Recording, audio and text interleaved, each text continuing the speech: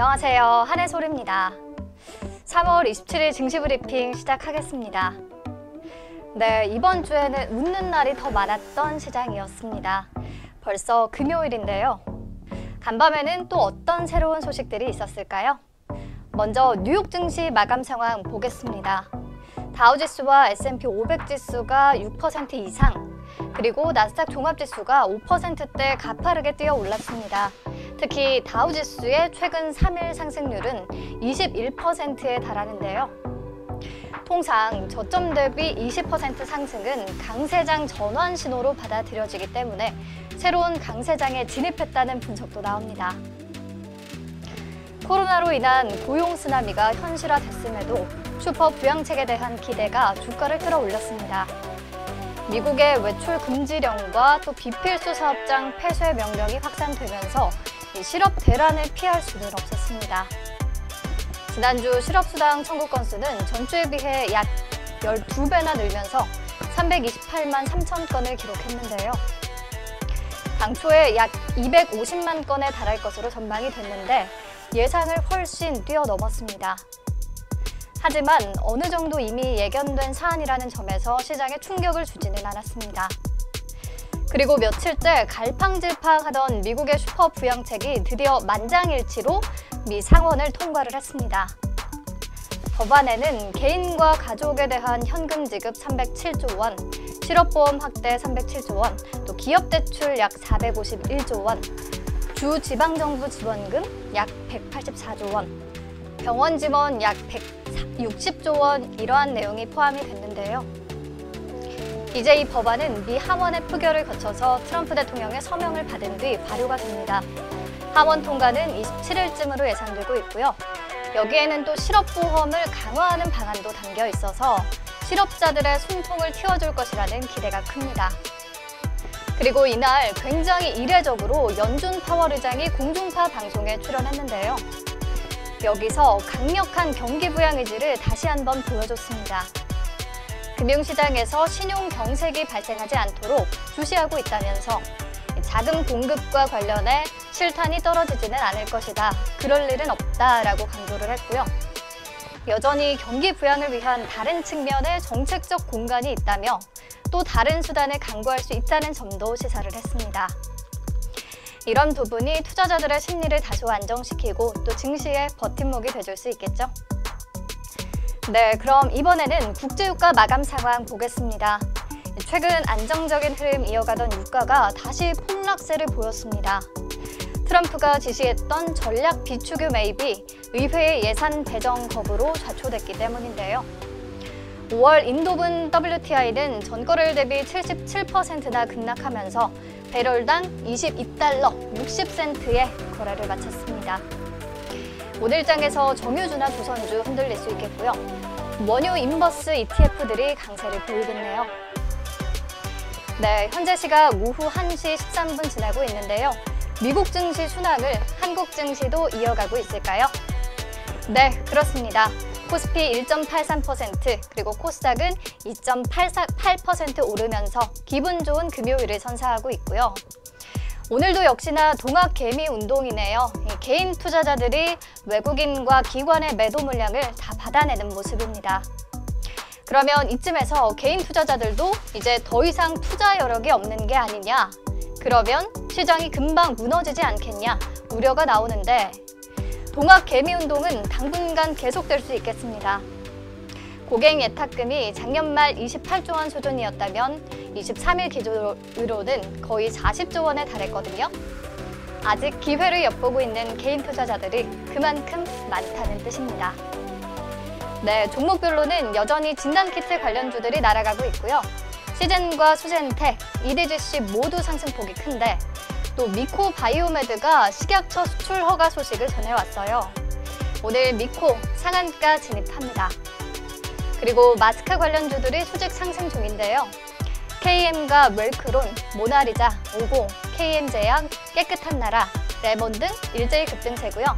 자회사 메타약품을 통해 마스크 생산에 돌입한다는 메타랩스, 그리고 자회사가 마스크용 정전 필터 생산 설비 구축에 착수했다는 S맥도 같이 관심을 받았습니다.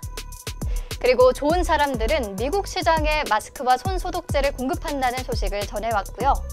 최근 미국 정부가 마스크와 손소독제 지원을 요청하고 있고 또 미국의 ABG 그룹과 개인 위생용품에 대한 공급 논의를 하고 있는 상황이라고 합니다. 네, 그러면 그 밖의 특징주들은 키워드로 만나볼까요? 첫 번째 키워드, 미친 듯 뛰는 치료 백신주. 뛰어들기 전에 잘 따져봐라. 이 바이오 기업들이 앞다퉈 코로나19 치료제와 백신 개발에 뛰어들고 있습니다. 치료제와 백신만이 유일한 희망이기 때문이죠. 자연스럽게 관련 기업들의 투자자들의 돈도 몰립니다. 하지만 진단키트의 경우 실제 식약처의 수출 허가나 또 해외 수출 계약처럼 가시적인 성과를 크게 보이고 있지만 치료제나 백신은 상황이 다릅니다. 당연히 단기간에 성과를 낼 수 있는 분야도 아닐 뿐더러 성공이 담보되지 않는 경우가 사실 더 많습니다. 현재 코로나19 치료제와 백신을 개발하겠다고 공표한 기업들은 30여 곳에 달합니다. 모든 기업들의 주가가 이미 크게 상승했고요. 이번 달 초 기준 자료고요.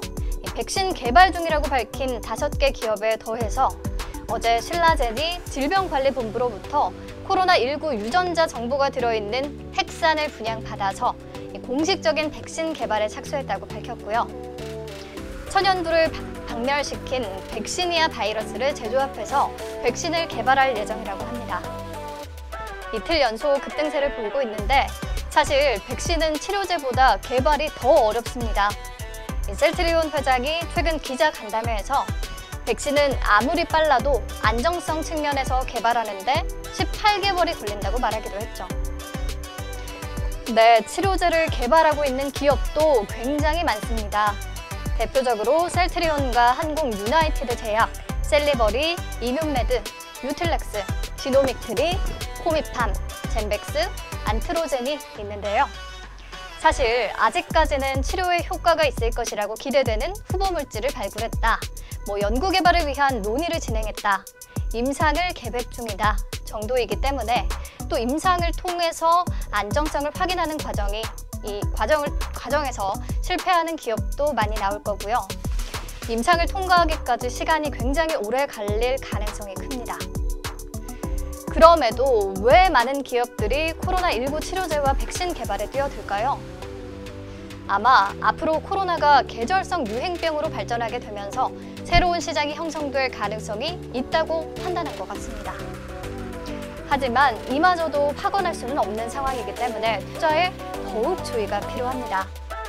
그리고 많은 바이오 기업들 중에 이 치료제나 백신 개발에 성공해서 실제로 수익을 낼 곳은 극소수의 가능성이 더 높기 때문에 지금 다 같이 오르고 있지만 대부분은 급락의 위험을 안고 있다는 거죠. 개인적으로는 이 임상에 실제 돌입을 해서 1 이상 결과가 긍정적인 그런 기업들 선별해서 투자하는 게 좋지 않을까 싶습니다. 네, 그래도 오늘 치료제 관련해서 새로운 소식 전해드리면요.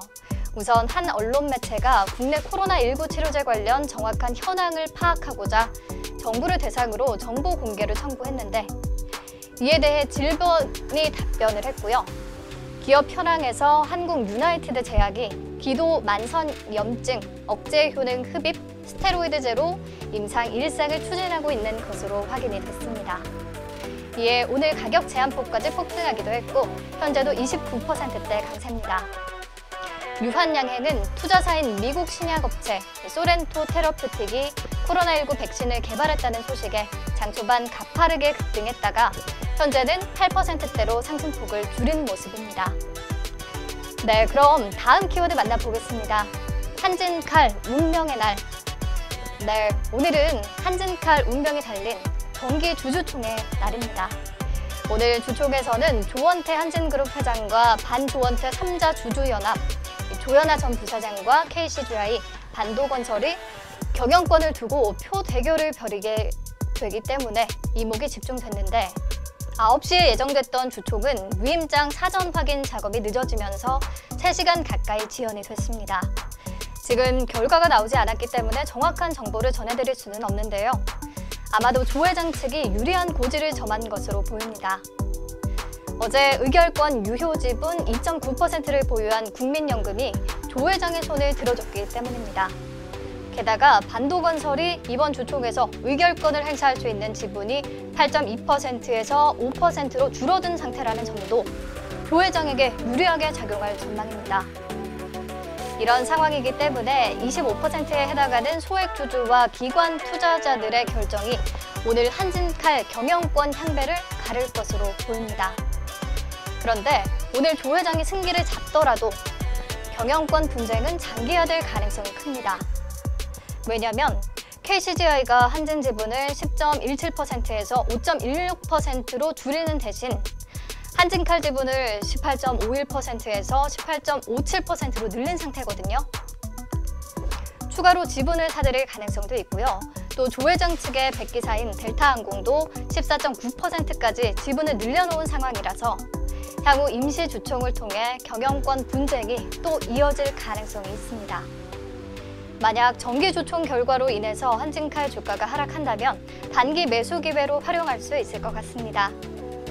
정기 주총 이후에도 재대결이 펼쳐질 가능성이 높기 때문이죠. 네, 결과는 다음 주에 전해드리도록 하고요. 오늘 브리핑은 여기서 마무리하겠습니다. 이번 주 비교적 증시 브리핑을 전달하는 제 몸도 마음도 좀 홀가분했던 것 같아요.